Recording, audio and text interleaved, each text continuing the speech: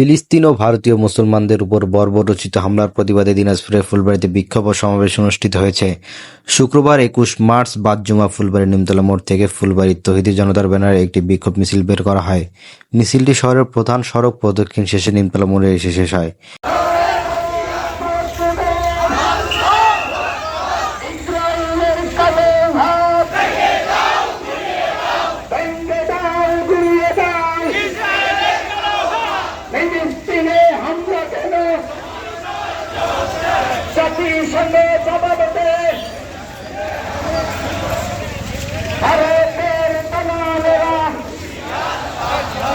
এ সময় সাংবাদিক আলামিন বিন আমজাদের সঞ্চালনায় আয়োজিত প্রতিবাদ সমাবেশে বিভিন্ন রাজনৈতিক, সামাজিক ও ইসলামিক সংগঠনের নেতৃবৃন্দরা বক্তব্য রাখেন। যতবার কটূক্তি করা হয়েছে, ইসলামের উপর আঘাত হানা হয়েছে, ফুলবাড়ীর তৌহিদি জনতার ব্যানারে বিক্ষোভ মিছিল ও মানববন্ধন অনুষ্ঠিত হয়েছে। আমি ইতিপূর্বেও বলেছি, ফুলবাড়ীর তৌহিদি জনতার ব্যানার এটি ব্যক্তির ব্যানার নয়, ফুলবাড়ীর সমস্ত মুসলমানের ব্যানার। আসুন আমরা আজকের বিক্ষোভ মিছিলে অংশগ্রহণ করে প্রতিবাদ জানাই। নেই নেতানিয়াহু যুদ্ধবিরতির চুক্তি ভঙ্গ করে আবারও নৃশংস হত্যাযজ্ঞ শুরু করেছে ফিলিস্তিনি মুসলমানদের উপর। রাতের অন্ধকারে তারা অসহায় নিরীহ শিশু সহ নারী সহ সমস্ত ফিলিস্তিনিদের উপর নির্বিচারে হামলা চালাচ্ছে। তার প্রতি আহ্বান জানাবো, বাংলাদেশ সরকারের পক্ষ থেকে অনতিবিলম্বে এই ইসরায়েলি বাহিনীর বিপক্ষে বিবৃতি দেওয়া হোক এবং বাংলাদেশে তাদের সমস্ত পণ্য বয়কট করা হোক। ইসরায়েলের কোন দোসর, ইসরায়েলের কোন কোম্পানি যেন বাংলাদেশে না থাকে। যারা আমার মুসলমান ভাইদের রক্ত ঝরাচ্ছে তাদের পণ্য আমরা বয়কট করব, বয়কট করব, বয়কট করব।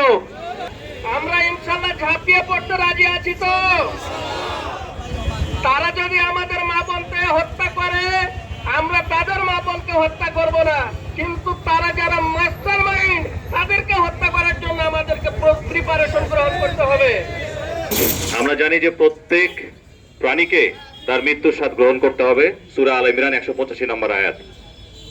কিন্তু দেখেন, আপনি যদি একবার ফিলিস্তিনের দিকে তাকান, আমরা কি এই ধরনের মৃত্যু আশা করি? এই ধরনের মৃত্যু আশা করি আমরা? একটা ছোট্ট শিশু ধ্বংসস্তূপের নিচে দুটো চোখ হাত দিয়ে আপনার এবং আমার জন্য অপেক্ষা করছে, তাকে এসে কেউ উদ্ধার করবে? আল্লাহর কোন একটা ফেরেশতা এসে তাকে উদ্ধার করবে?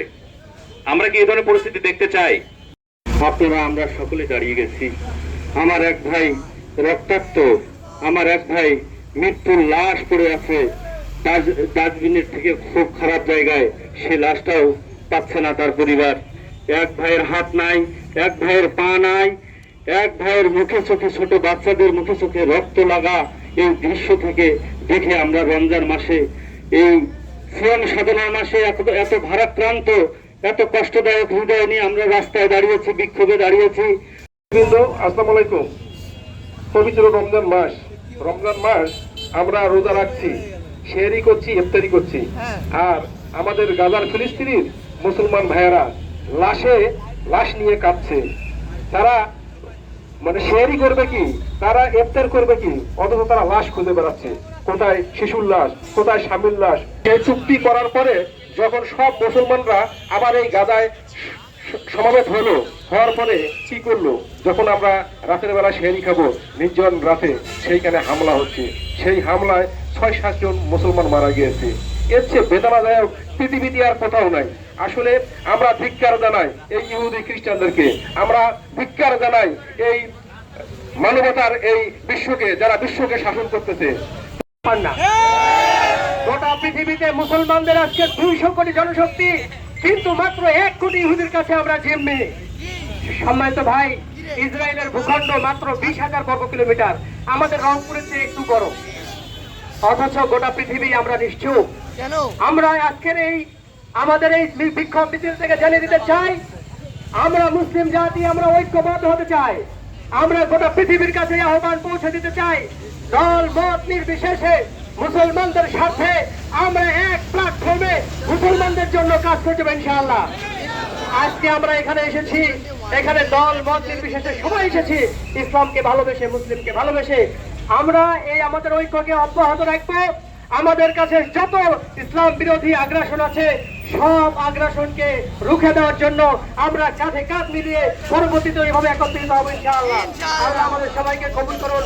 আমরা তৌফিক সাদাকাল্লাহুল আযীম।